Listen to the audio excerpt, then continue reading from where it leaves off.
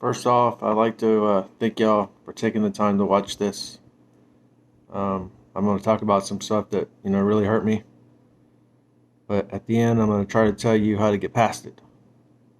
So I would definitely watch to the end. Um, but this is going to be my video, to get past after you've been cheated on, and the stuff you have to do in order to do that. So first, um, I understand my part of why it happened to me. I wasn't being the husband that I needed to be because I was too busy playing games, watching sports instead of making my wife a priority. And so she went somewhere else to find all that stuff.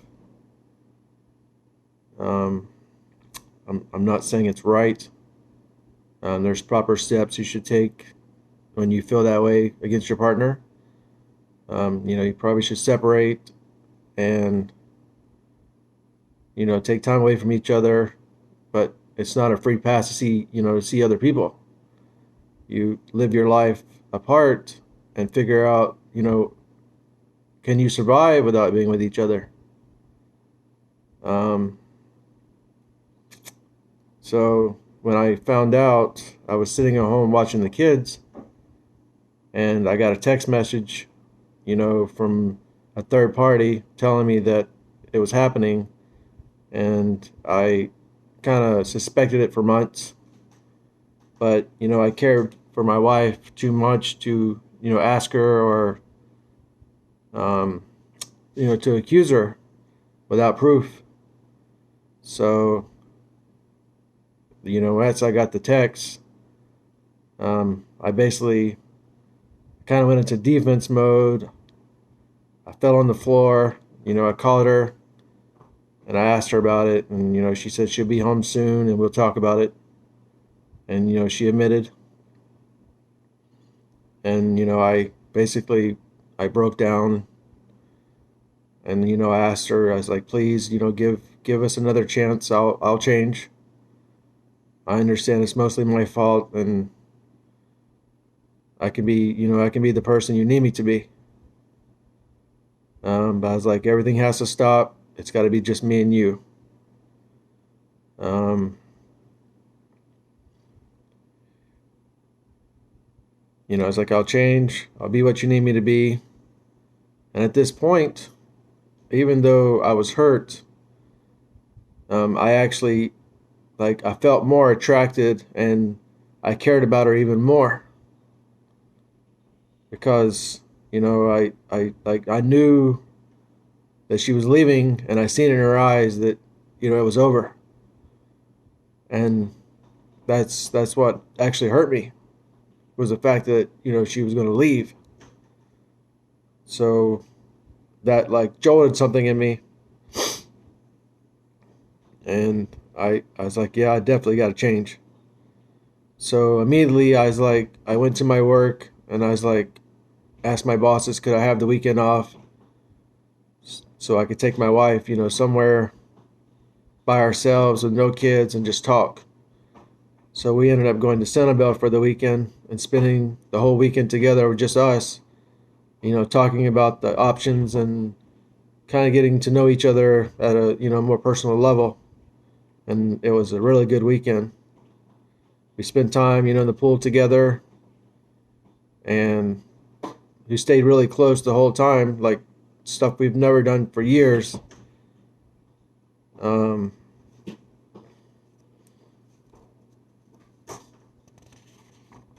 we were holding hands on the beach and stuff, and just sitting with each other. Uh,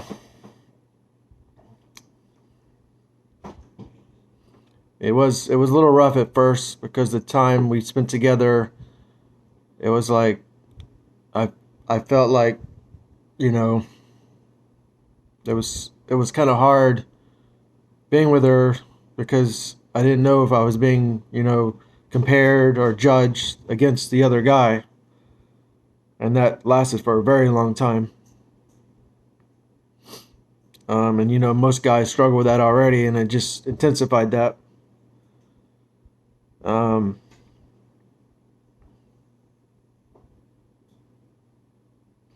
And at first, like, I knew we only had so many therapy appointments together as a couple, so I felt like I was on a timer.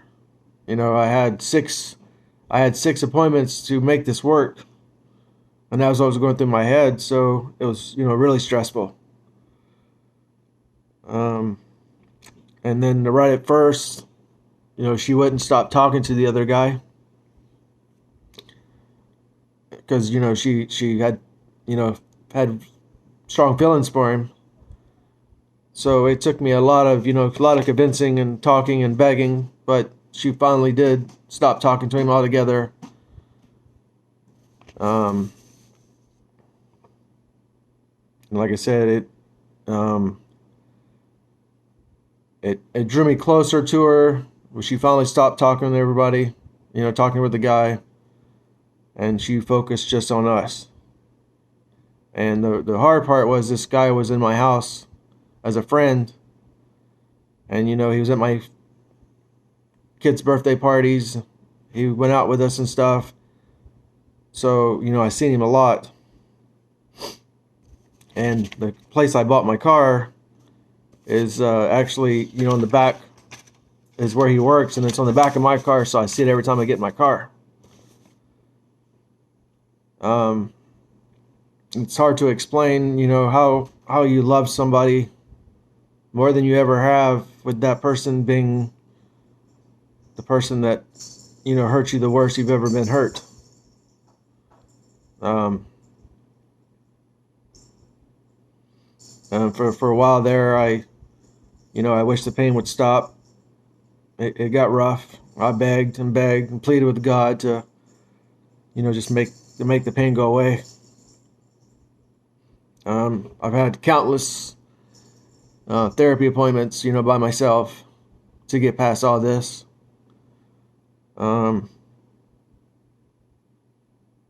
but the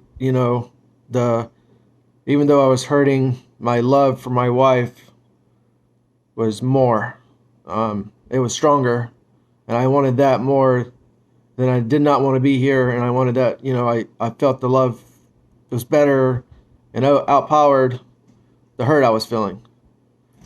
So, in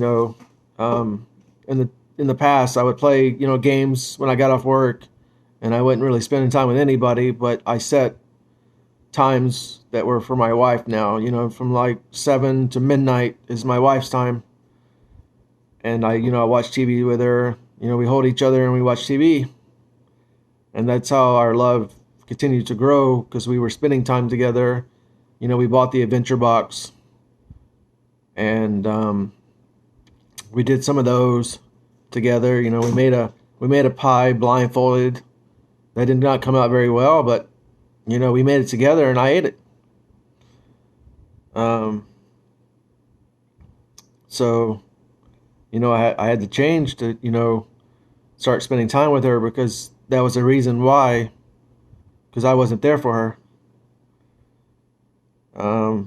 And honestly, if this did not happen the way it did, I don't think we would be together right now. So, this whole thing kick-started a whole bunch of other stuff that got us on the right path. And, I love my wife very much, and I love her more now than ever.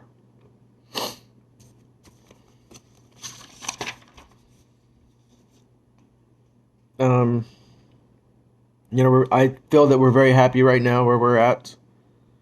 Um, we try to understand each other's needs and meet in the middle. Um, I got past it by, looking at the person I know she is and not what she did. And I try to, send, give her flowers every week. I send her some little sexy thing on Facebook to let her know I'm thinking about her. Some quote. And, just, let her know that I'm thinking of her. But if you want to survive or even prevent this from ever happening to you, you need to start now, and you have to change. If you feel like you're not with your wife or your partner, and you're doing other things she's probably feeling that also. So you need to make time for her. Um, because if not, there's no. I'm not saying it's going to lead to cheating, but it could lead to the end of your relationship because you find other things more important. Um,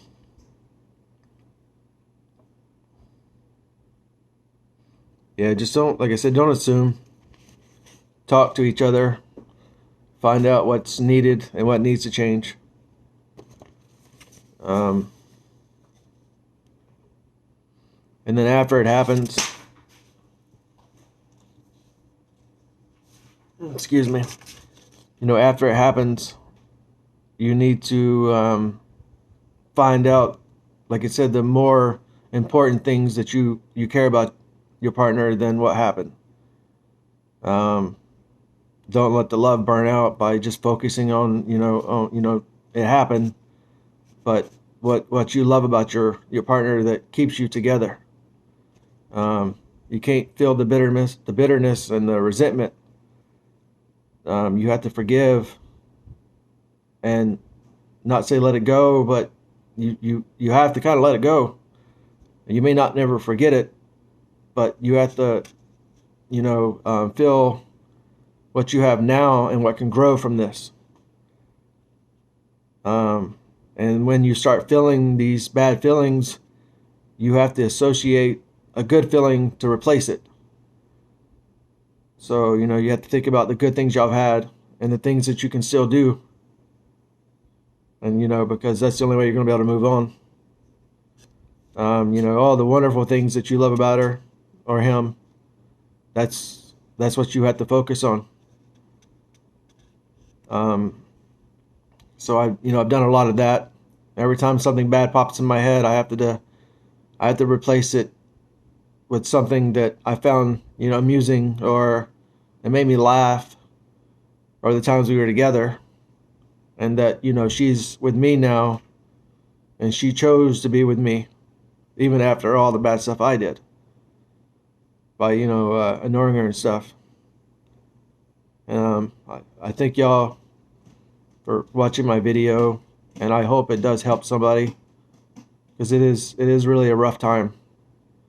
But I promise y'all can make it through it, or you can even prevent it by just focusing on small things. And like my channel, I post things that I send to my wife and what I try to do now.